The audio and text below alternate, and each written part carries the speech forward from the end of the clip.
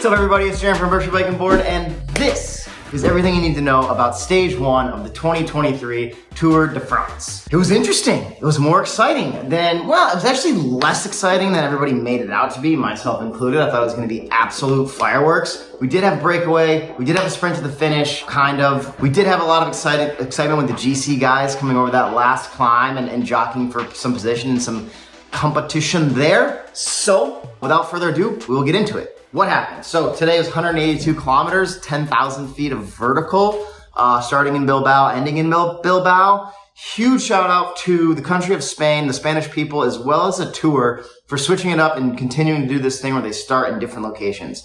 The Spanish fans came out in absolute droves, which makes this thing way more exciting in my opinion. Brings in different cultures, different people, and helps to continue to grow the sport. It was so busy in Spain, they had to pull the motos off the road with 10 kilometers to go, which just goes to show you that the whole entire Basque region, the country of Spain, came out and supported the race, which is awesome. Now, about the race. So, right off the beginning, breakaway goes, there's like 5 guys in it. It's up and down, pretty lumpy for the first 100 or so kilometers. They were able to stay ahead without, seems like, turning themselves too far inside out. That being said, they only made it like a minute or so off the front. It was never really that threatening. The peloton stayed close, and they were riding fast. They're averaging like 40K or 26, 27 miles an hour, I believe that is. So the peloton was working pretty aggressively to not let them get away. Nobody was really taking it easy today, which is strange for the first day of the tour. Kind of feel bad for them, to be honest with you. With about 60, 70 kilometers to go, the peloton, which is the large group of cyclists, caught the breakaway. Those guys, you know, as Lance likes to say, see you in the... With about 70K to go, the peloton catches the breakaway. Everybody's back together, and I'm sitting there on my couch thinking, okie dokie, this is about to get pretty good. What happens from there? We go up and down 1 or 2 climbs. The big teams aren't really on the front yet, so we still have most of the peloton together.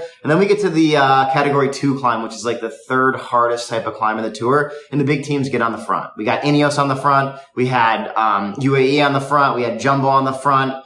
And EF was on the front too as well, which we'll get to that later. Shout out Nelson Paulus, fellow Americano. So anyways, they're on the front and people are getting shelled off the back. I mean, Sagan is gone. Every single sprinter is gone. Philipsen, Jasper, Jakob Fuglsang, all those dudes are gone. Cav is gone. The shot from the moto, you know, was like past Mikael Berg and Tadej was behind him. And Mikael Berg is absolutely turning himself inside out. Tadej is literally in the bunch. He's laughing and telling jokes.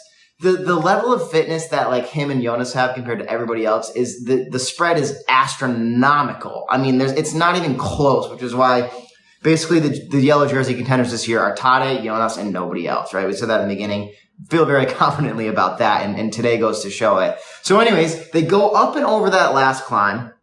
Jumbo's there, UAE's there. Tadej, some random the national champ from Denmark, I forget his name. Tadej, Dutch national champion, and Jonas are off the front by, 5 seconds. Not big, but it was enough to be like, yeah, we're the best guys in the bike race right now.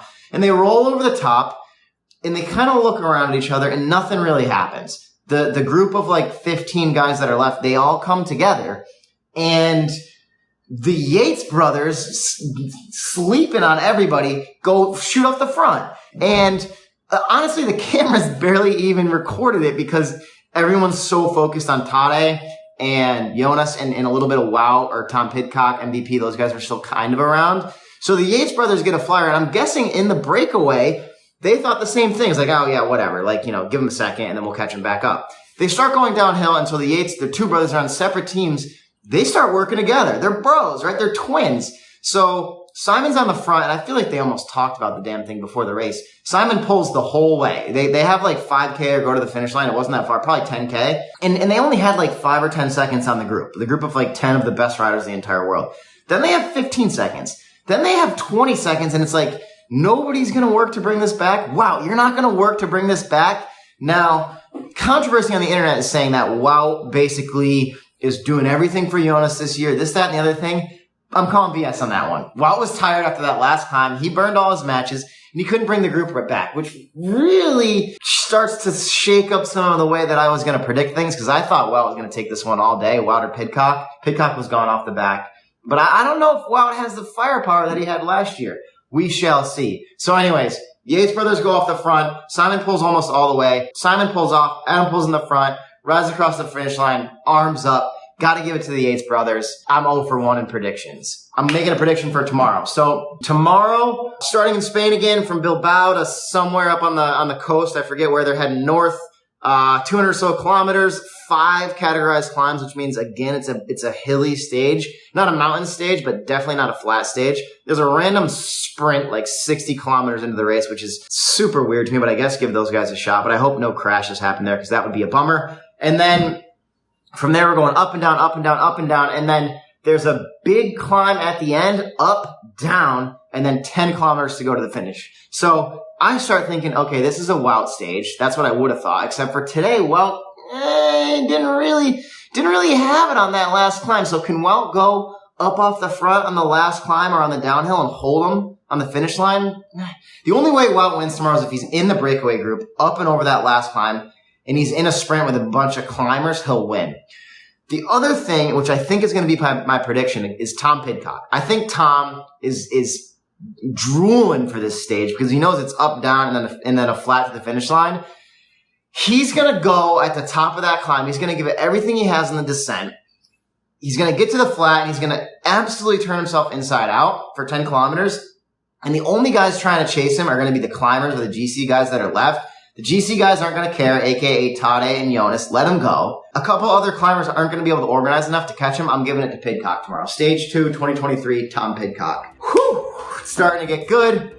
Josie's getting nervous back there because I've been hooting and hollering all morning. If you like what you saw, give us a thumbs up, like the channel, subscribe, round up for distance, round up for time. Thanks for watching.